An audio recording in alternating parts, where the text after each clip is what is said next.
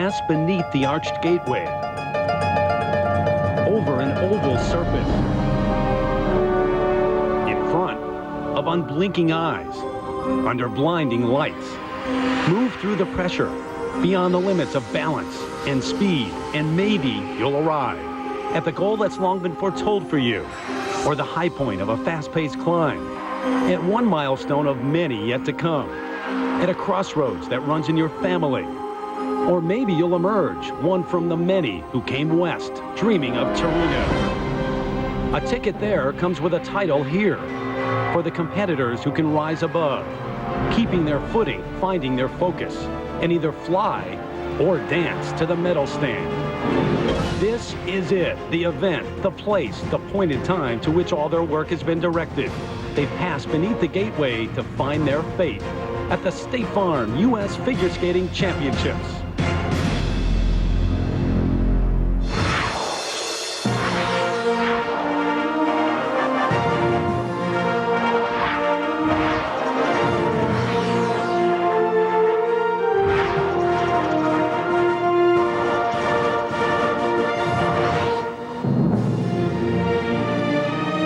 In the city known as the Gateway to the West, this week is the gateway to a national championship and a spot on the Olympic team. A trip to Torino, Italy. Gorgeous look at downtown St. Louis as we welcome you live inside the Savvis Center, the usual home of the St. Louis Blues of the NHL. This week home to the top skaters in America, the 2006 State Farm U.S. Figure Skating Championships.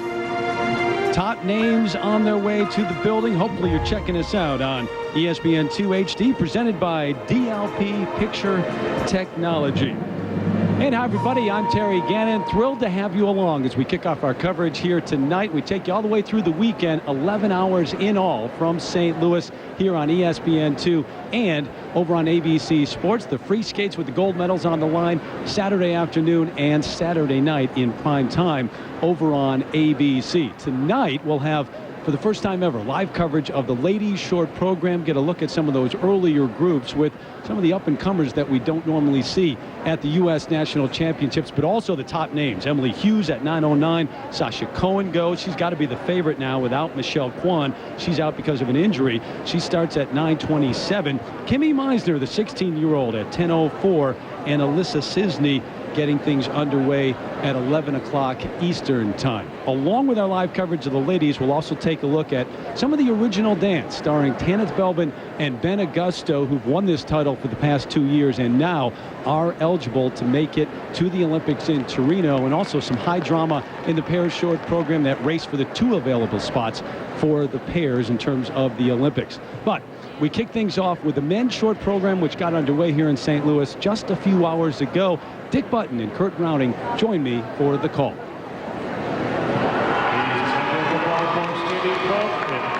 2 minutes and 50 seconds to take that first step towards a national title and towards Torino and the Olympics. The men getting their short program underway. And on the ice right now, the 22-year-old from St. Joseph, Missouri. We are in Missouri, by the way. Ryan Bradley, who burst onto the scene back at the 2000 Nationals with a 7th place finish. He hasn't really been able to move up since then. Last year he came in 6th, or actually 2 years ago he came in 6th. And he barely made it to Nationals this year, coming in 4th at the Midwestern Sectional. It's only the top 4 that make it.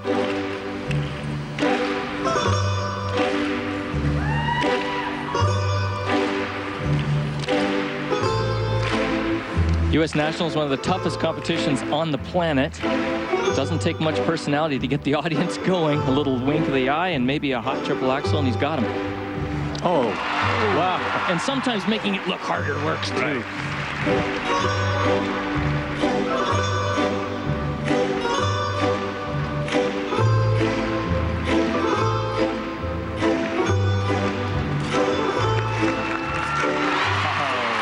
That was a deserved smile.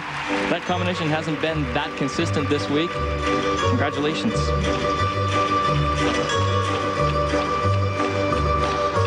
The nice thing about Bradley is that he has a big personality. He loves skating. You can see it. You can see the way he reacts to it and the way he interprets a program that this kind of music gives him the chance to.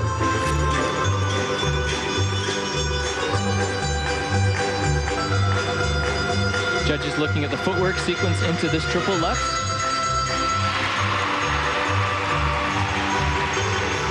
Here we go. Now he gets moving.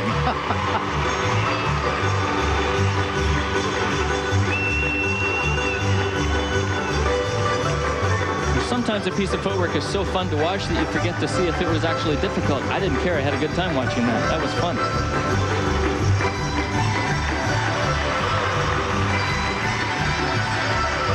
Combination spin.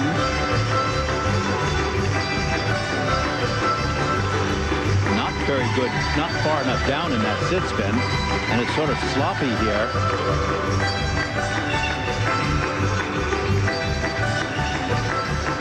All those changes of position movements is what the judges are looking for, which will increase the numeric value of the point system. Here comes a straight line step. Oh, he just loves this. Look at that.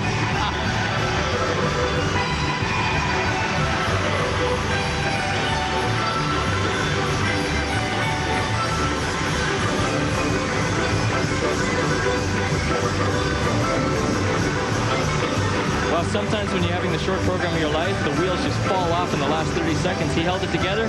Forget the practice. You don't have to win that. You just have to skate good right now.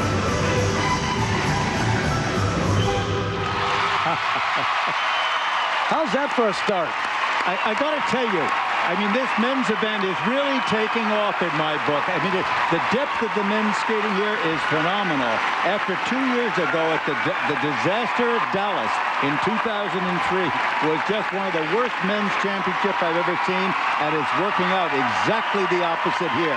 Good skating we're seeing in the practice. Strong competitors. It's great. Doesn't hurt to be a home state guy, but he earned the standing ovation, honestly. Great start for Ryan Bradley, the sophomore at the University of Colorado at Colorado Springs.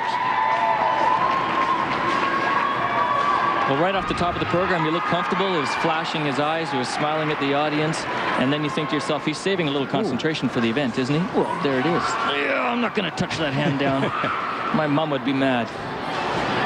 And this is where Dick went crazy. A lot of personality, a lot of energy, changing direction, using edges and toe picks, staying within character all the way through. Like you said, Terry, great way to start the event. Going to keep score throughout the event, and eyeing the judge at the new scoring system with Paul Wiley. We send it over to the Olympic silver medalist from '92 right now. Paul? Well, you may be used to 5.9s and 6.0s, but this is the first nationals to use the new judging system. It's all about adding up points. There are 8 required elements in the short program. There are 3 jump elements. Watch here for the quad or triple combinations. Also 3 spins and 2 sequences of footwork. Those will be rated on a level from 1 to 4. Then there's also the artistic side of the skating, which will be taken on by the judges. Skating skills, transitions, performance and execution, choreography and interpretation. Those will be marked from 0 to 10. So we'll be keeping track. We'll be having our pencils sharpened down here, and we'll be trying to figure out the intricacies and explaining them back to you. Remember, the high score wins. And Paul, with the judges too, you've got a technical controller who oversees everything, and then a technical specialist, maybe the most powerful person with the judge, much like Dick Button in the booth, and an assistant technical specialist too, to identify the elements, and then the judges grade them from that.